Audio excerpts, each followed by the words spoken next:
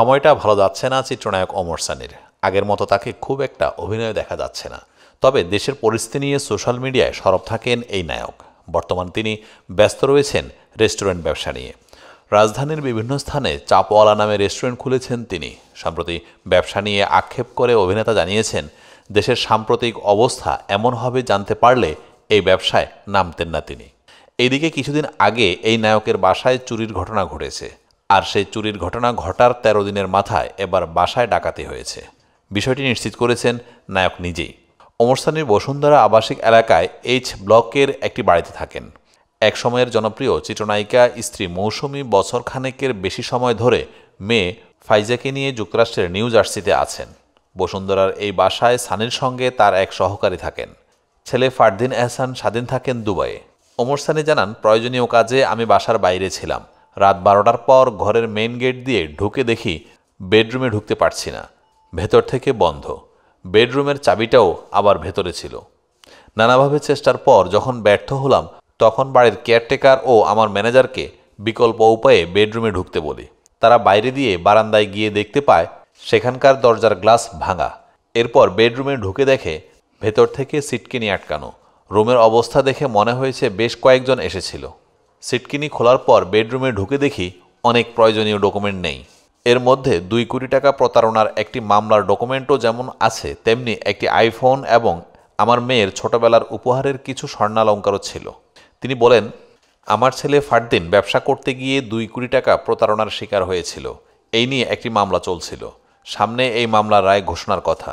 এর মধ্যে আমার বাসা থেকে অন্য সব জিনিসপত্রের পাশাপাশি মামলার অরিজিনাল সব ডকুমেন্ট নিয়ে গেছে। বেডরুমে একটি দামি ল্যাপটপও ছিল, তা কিন্তু নিয়ে যায়নি। তার মানে এটা নিশ্চিত যারা এসেছিল তাদের টার্গেট ছিল মামলার অরিজিনাল ডকুমেন্ট নিয়ে যাওয়া। আমি সত্যিই হতবাক এমন ঘটনায়। বারবার মনে হচ্ছে এমনটা তো শুধু ফিল্মে সম্ভব। আমি আমার বাড়িতে ফিল্ম স্টাইলে এমন ডাকাতির নজির দেখলাম। তবে এইটা তো ঠিক, আমার আইনজীবীর কাছে তো আমার সব মামলার ডকুমেন্ট আছে। আমাকে অযথা হয়রানি করা ছাড়া আর কিছুই না। আমি এত সহজে দমে যাওয়া মানুষ নই। জন্মেছি যখন মরব, আমি এইসবের শেষ দেখেই ছাড়ব। আমি আইনশৃঙ্খলা রক্ষাকারী বাহিনীর দায়িত্বশীল সবাইকে বিষয়টি জানিয়েছি। ভাটারা থানায় মামলা করার সিদ্ধান্ত নিয়েছি। শুটিংয়ে দুর্ঘটনার শিকার হয়েছেন জনপ্রিয় অভিনেতা জিয়াউল ফারুক অপূর্ব ও অভিনেত্রী তাসনিয়া ফারিন। সম্প্রতি একটি ওয়েব ফিল্মের শুটিং করেছিলেন এই জুটি। হাউস সুইট নামের এই ওয়েব ফিল্মটি নির্মাণ করছেন কাজল আরেফিন অমি। সহশিল্পী তাসনিয়া ফারিনকে নিয়ে গত শুক্রবার নারায়ণগঞ্জের জিন্দা পার্কে শুটিংয়ে অংশ নেন অপূর্ব। সেখানে স্কুটিতে চালানোর একটি দৃশ্য করতে গিয়ে দুর্ঘটনার শিকার হন। এই সময় তাদের সঙ্গে পাভেল নামে আরও এক অভিনেতা ছিলেন। বর্তমানে শঙ্কামুক্ত এই ২ অভিনয়শিল্পী।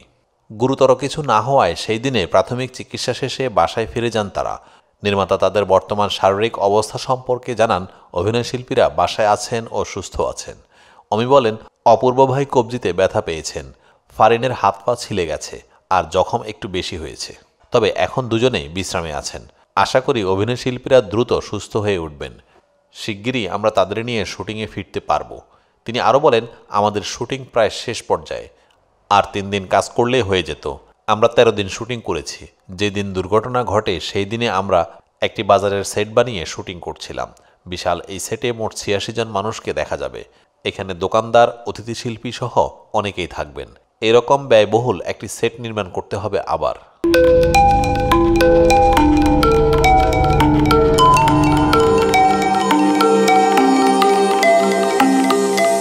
টেন টিভি, দেশ ও দশের কথা বলে।